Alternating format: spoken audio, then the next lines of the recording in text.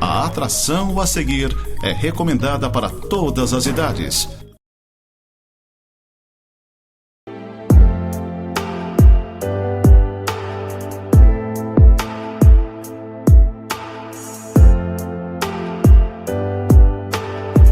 Olá, gente querida, gente amada, que a graça do Senhor Jesus Cristo esteja sobre a sua vida, sobre a sua casa, em meio à sua família.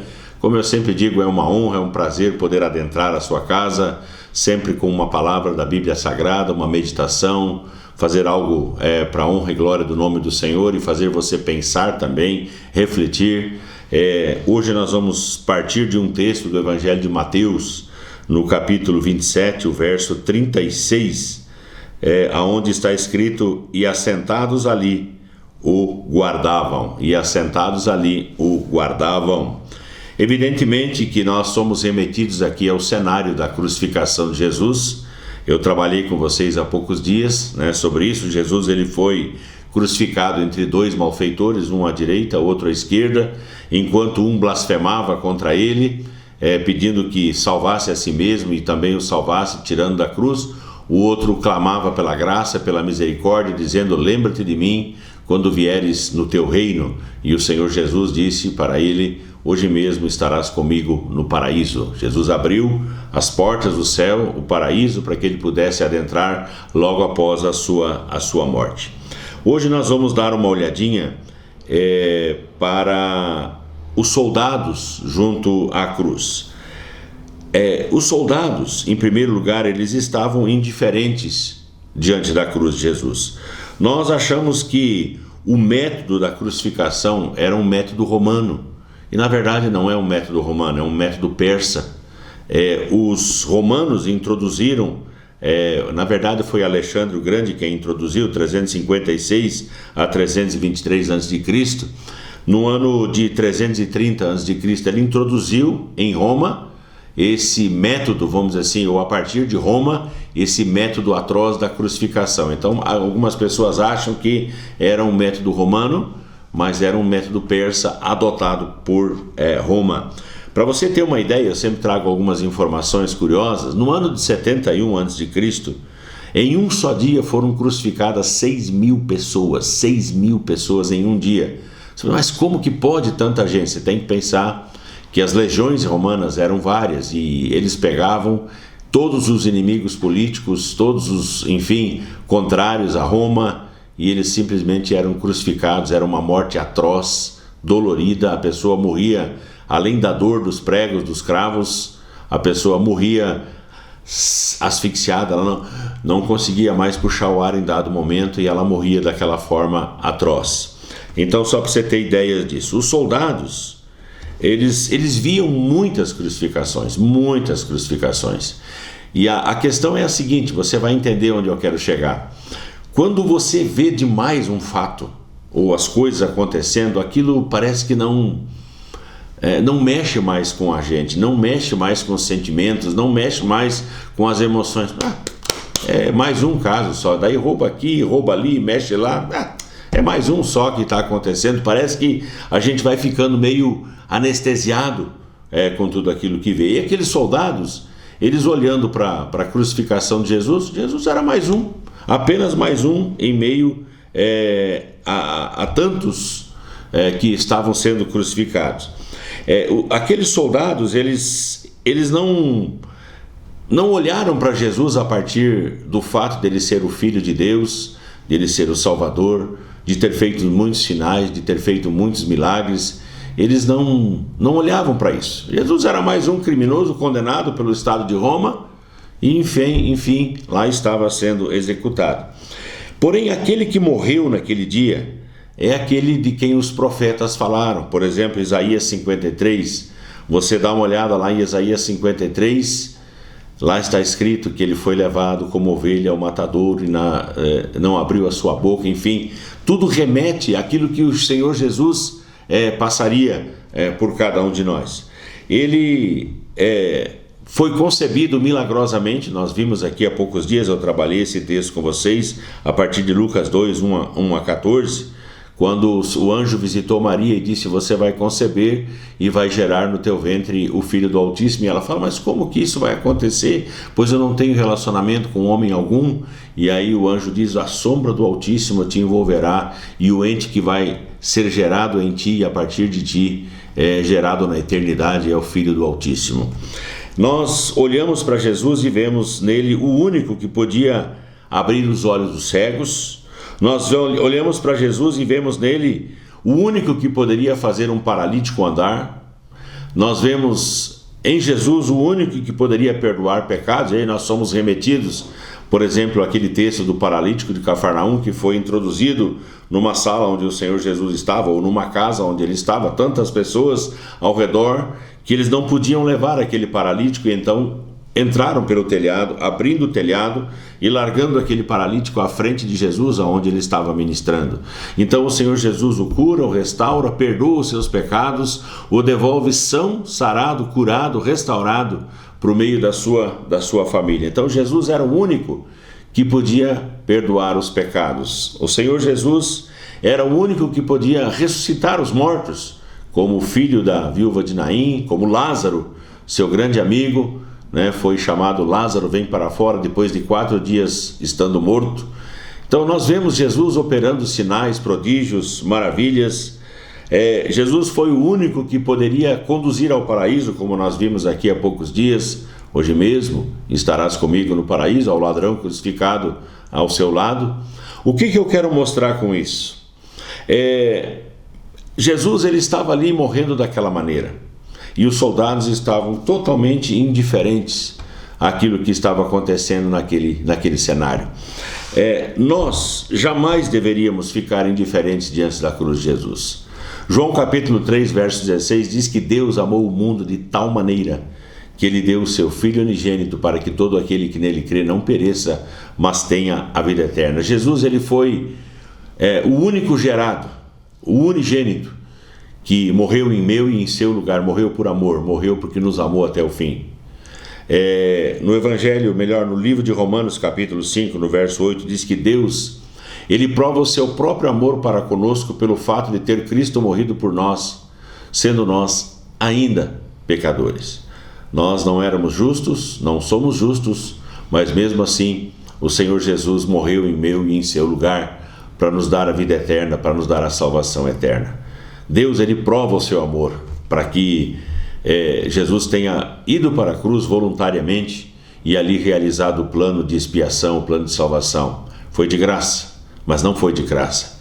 Custou a vida do nosso Salvador, custou a vida de Jesus, custou muita dor, muito sofrimento, muita agonia, mas ele venceu. Ao 3º dia, ele ressuscitou e subiu aos céus e está assentado à direita de Deus Pai Todo-Poderoso, de onde virá para julgar os vivos e os mortos. É a nossa confissão, é aquilo que nós declaramos nas palavras do credo apostólico.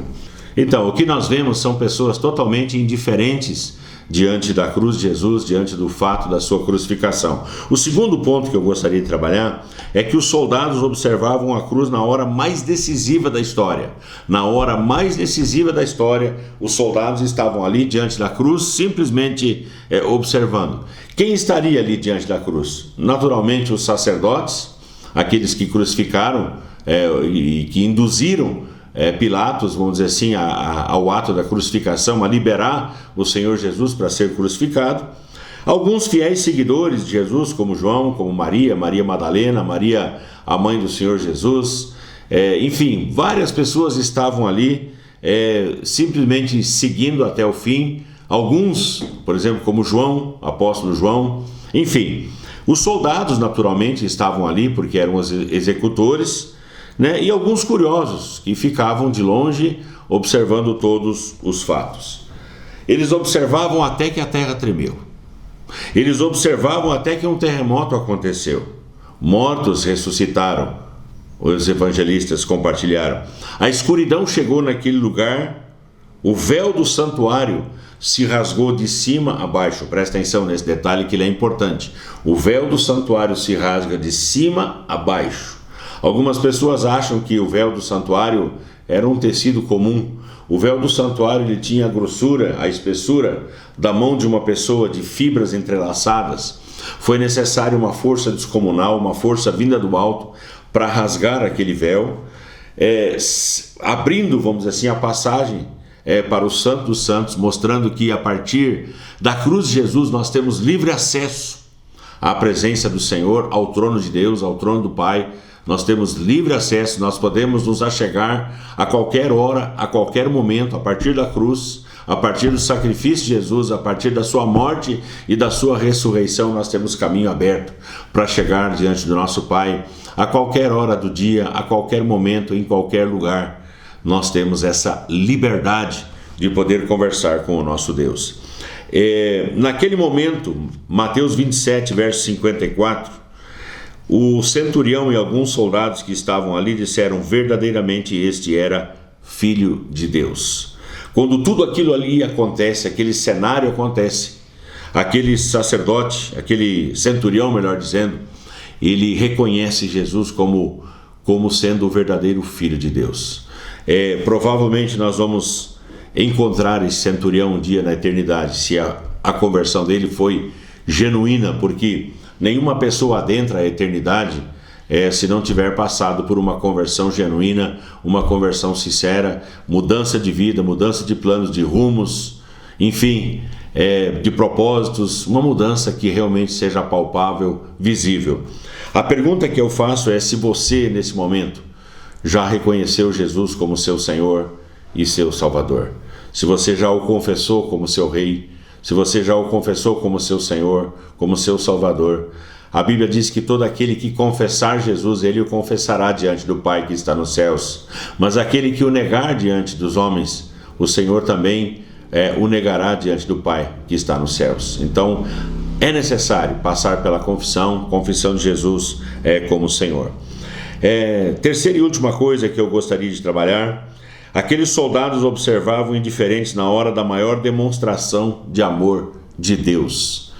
A maior demonstração de Deus, de amor de Deus. Eu trabalhei o primeiro ponto, soldados indiferentes diante da crucificação de Jesus. Trabalhei o segundo ponto, os soldados observavam a cruz na hora mais decisiva da história. E o terceiro ponto, os soldados observavam indiferentes na hora da maior demonstração de amor de Deus. Eles ouviram naquele instante as 7 palavras de Jesus na cruz. A primeira delas, registrada em Lucas 23, 34, Pai, perdoa-lhes porque não sabem o que fazem. A segunda palavra, hoje estarás comigo no paraíso, Lucas 23, 43. A terceira palavra, mulher, eis aí o teu filho, João capítulo 19, verso 26. A quarta palavra de Jesus, meu Deus, por que me desamparaste? Mateus 27, 46. A quinta palavra onde Jesus disse, tenho sede, João 19, 28. E a sexta palavra onde Jesus disse, tetelestai, está consumado, João 19, 30. E a última palavra de Jesus, nas tuas mãos entrego o meu espírito, Lucas 23, 46. E assim dizendo, assim falando, rendeu o seu espírito e morreu. Tudo isso os soldados ouviram e ficaram indiferentes. Tudo isso aqueles soldados presenciaram e ficaram totalmente indiferentes. A questão é como que nós reagimos diante do fato, e nós estamos próximos da celebração da Páscoa, e antes da Páscoa, a celebração da Sexta-feira Santa, onde nós relembramos o ato redentor do Senhor Jesus, relembramos todo o seu sofrimento, tudo aquilo que ele passou por amor a nós, relembramos isso, vivenciamos isso, celebramos como casa do Pai, celebramos como igreja, celebramos como família, não daquela maneira triste, melancólica, como os nossos antepassados diziam que não se podia gritar nesse dia, que não se podia fazer qualquer tipo de obra, porque era ofensivo. Claro que nós temos que ter o devido respeito, mas o que nós precisamos celebrar é que a morte não pôde detê-lo. Nós temos que celebrar que a morte não foi a última coisa sobre a vida de Jesus. Ele passou pela morte, ele venceu o mundo, a carne, o diabo, ele venceu a morte. A Bíblia diz que ele ressuscitou ao terceiro dia, e depois de ter andado dias com os discípulos, ele subiu aos céus, à vista de 500 irmãos de uma vez só, e deu ordens para que a igreja ficasse reunida à espera da promessa do Pai, que seria a descida do Espírito Santo. Eles deveriam permanecer em Jerusalém até que do alto fossem revestidos de poder, e isso de fato aconteceu. Para você ter uma ideia, de 500 irmãos que viram, que presenciaram a subida de Jesus, a ascensão de Jesus, apenas 120 permaneceram reunidos à espera do cumprimento da promessa do Senhor, apenas 120. Então, às vezes, e isso serve de alerta para nós estamos assim tão indiferentes a tudo aquilo que o Senhor falou e não obedecemos à risca os seus mandamentos, a sua palavra. Os mandamentos foram estabelecidos para isso, para que nós os obedecêssemos, para que nós os praticássemos. A Bíblia diz que no livro de Atos, no 1º capítulo, que assim como esse Jesus foi assunto ao céu, ele voltará do mesmo modo que o viste subir. Os discípulos perguntam: será este o tempo em que o Senhor restaure o reino a Israel? E o Senhor Jesus disse: olha, não vos compete ficar fazendo cálculos, sabendo se vai ser ou não vai ser, quando será, quando Jesus voltará, mas recebereis poder ao descer sobre vós o Espírito Santo, e sereis minhas testemunhas, tanto em Jerusalém, Judeia, Samaria e até os confins da terra. Nós temos uma missão, nós temos uma tarefa delegada pelo Senhor, e é justamente isso, é não ficar fazendo cálculos especulatórios. Quando vai acontecer a volta gloriosa do Senhor Jesus? Basta nós sabermos que Ele voltará, basta saber que a igreja vai ser arrebatada, basta saber que é um tempo de perseverança no meio da apostasia. A Bíblia diz que o grande dia do Senhor não vai chegar antes que venha a apostasia. O que é a apostasia? É o abandono real e consciente da pessoa do Senhor Jesus. O que acontece hoje? Você prega, você ensina, você fala. Nós temos os meios de comunicação hoje, onde qualquer mensagem pode chegar instantaneamente a qualquer lugar do planeta. Então se fala do amor de Deus, se fala da morte de Jesus, se fala da crucificação, se fala da ressurreição, se fala da volta de Jesus, e as pessoas praticamente ficam totalmente indiferentes diante disso. É o tempo que nós estamos vivendo. Mas a todos quantos o receberam, deu-lhes o poder de serem feitos filhos de Deus, a saber, aos que creem no seu nome. Essa é a palavra. Eu resolvi crer. Na verdade, não foi uma resolução própria, mas a ação do Espírito Santo em mim me levou a um compromisso e a aceitar Jesus como meu Senhor e meu Salvador. E eu não me arrependo de nenhum dia desses que eu tenho vivido para a glória do Senhor. É difícil? Sim, é difícil. Tem batalhas? Sim, tem batalhas. Tem lutas? Claro que tem. Enfrentamos dificuldades todos os dias como qualquer outra pessoa. Mas uma coisa nós temos no nosso coração, é a certeza de que o nosso nome está rolado no livro da vida. Temos a certeza de que um dia o Senhor Jesus voltará e a trombeta vai soar e nós vamos subir com o Senhor. Essa é a nossa fé, é a nossa esperança. Muitos riem, muitos zombam, como de fato aconteceu na época de Jesus, enquanto tudo aquilo que estava acontecendo, como eu disse, na hora mais decisiva da história, Deus demonstrando o seu amor, Deus demonstrando todo o afeto que Ele tinha pela raça humana, pelos homens, pelas pessoas. E lá estavam as pessoas rindo, os soldados estavam lançando sortes diante das vestes de Jesus, né? Não sei que tipo de artifício eles fizeram para lançar sortes, mas alguém seria o felizardo para receber aquelas roupas, aquelas túnicas, enfim, lançaram sortes sobre as vestes de Jesus, ou seja, estamos aqui jogando, estamos aqui nos divertindo, e é assim que acontece hoje. O apóstolo Paulo, ele disse: se Jesus não ressuscitou, comamos e bebamos. Se nós não crermos na ressurreição de Jesus, a Bíblia também ensina, 1 Coríntios capítulo 15, nós somos os mais infelizes de todos os homens. Então, entre aqueles que me assistem, provavelmente nós temos pessoas felizes. Felizes não porque tudo dá certo, mas felizes porque tem Jesus como seu Senhor e seu Salvador. Felizes porque tem seus nomes arrolados na eternidade. Felizes porque seu coração está cheio de fé e de esperança. Felizes porque podem viver uma vida santa e reta no meio de uma geração culpável, no meio de uma geração de falcatruas, de roubos. Estamos vivendo dias terríveis na nossa nação, Estamos vivendo dias terríveis aqui na nossa cidade de Lages, de notícias aterradoras de um lado, de outro. Enfim, são coisas que mexem com a nossa estrutura. Se a nossa confiança não estiver no Senhor, vai ser muito difícil a gente viver o tempo em que nós estamos vivendo. Se o Senhor não interferir na história, e no domingo passado na igreja, nós levantamos um clamor, foi uma barulheira dentro da igreja por esse nosso Brasil, por essa nossa nação, pedindo para que o Senhor interfira na história desse Brasil e toda a roubalheira, falcatrua, conchavo, tudo que nós temos visto, e eu não tenho vergonha de dizer que é uma podridão, que tudo isso caia por terra e o reino de Deus possa ser estabelecido a partir da igreja que verdadeiramente o serve e o ama. Às vezes eu sou um pouco radical aqui e eu espero que você me perdoe e que você receba a palavra do Senhor em nome do Senhor Jesus. Vamos orar. Pai, eu quero te agradecer porque o controle da nossa vida está nas tuas mãos.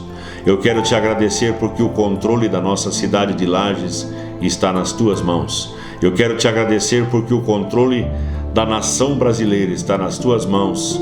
Em nome do Senhor Jesus eu declaro isso e também profetizo isso, porque é a nossa fé e a nossa esperança. Contra todos os sinais, contra todas as evidências, nós queremos declarar que Jesus Cristo é o Senhor da nossa nação, que o Senhor tenha misericórdia daqueles que zombam, daqueles que são indiferentes, como os soldados romanos ficaram diante da crucificação de Jesus. Livra-nos, Pai, dessa indiferença, ajuda-nos a ter um coração voltado para as Tuas coisas, para as coisas do reino, ter um coração aquecido, um coração que queima a chama do amor de Deus de maneira viva em nosso coração. Em nome de Jesus, Pai, guarda essa casa, guarda essa família, para a honra e glória do Teu nome, assim oramos e agradecemos. Amém e amém. Gente amada, gente querida, que Deus abençoe você.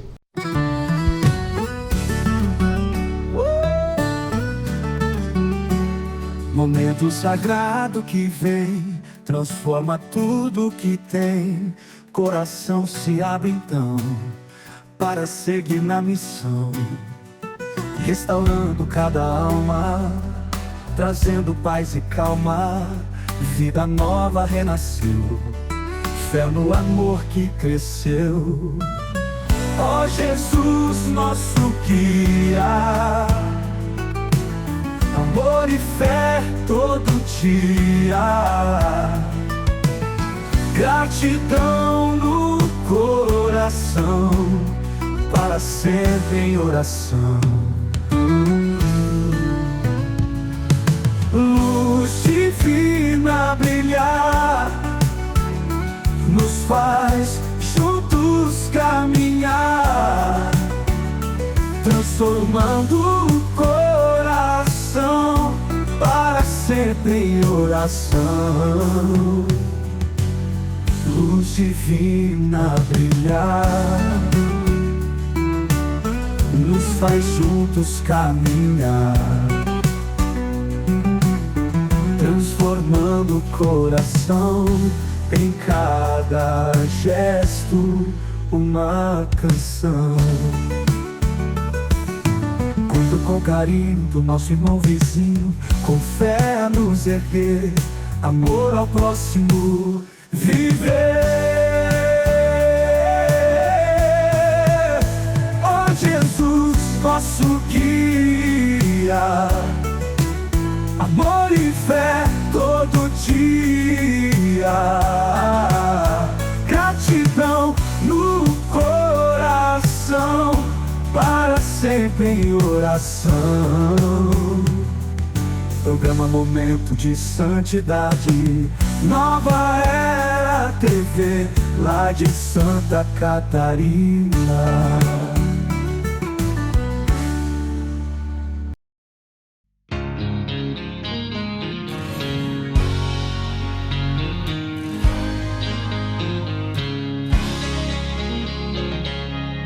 Eu sirvo um Deus que faz milagres todo dia.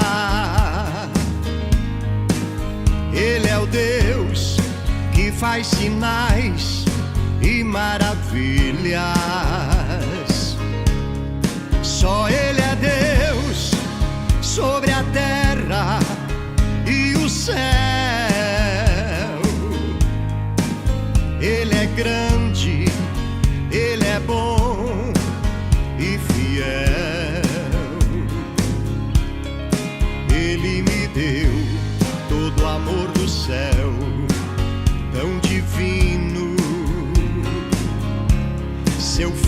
Jesus, que naquela cruz mudou meu destino. Quando eu pensei estar só, não estava, porque o meu Deus me acompanhava. Ele é o que eu preciso todos os dias. Ele é a verdade, estou seguro, pois Ele não muda, não tem variação. Esse é o Deus que eu tenho comigo no meu coração.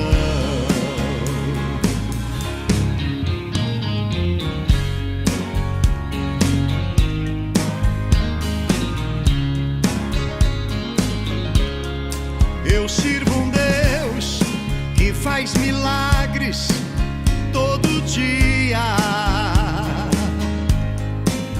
Ele é o Deus que faz sinais e maravilhas. Só Ele